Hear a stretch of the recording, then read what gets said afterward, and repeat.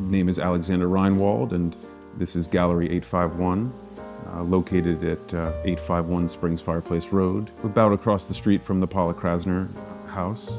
I was introduced to the artist Britta LeVay, who's the widow of Joe Zucker, the artist who's represented in the gallery today.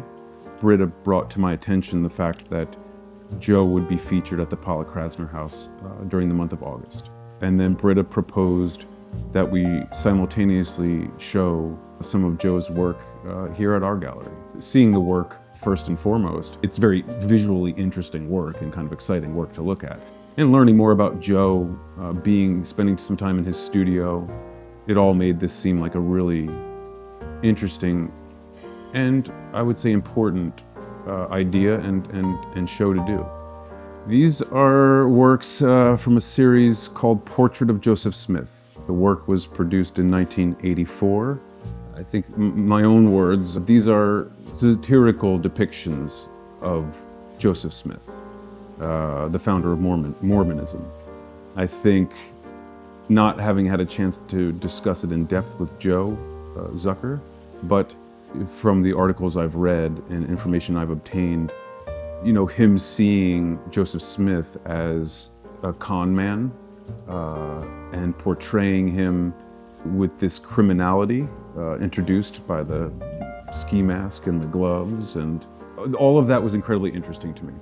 This piece, as well as the piece on this wall over here, this work is the prototype for the entire series. So also the materials that Joe was using, the way in which he's dissecting the frame and then creating these tools with the frame pieces and then implementing them to create the work and then to have them continue to exist inside the work is, like, I think, you know, a way very literally to be outside the box. Again, just all of that was fascinating to me. And the more that I read about it, the more fascinating it became. The layers of intention in the work. You know, he talks about also the color choices with in relation to Utah. Of course, Mormonism started in New York, but then migrated and to this day is still mostly represented in Utah.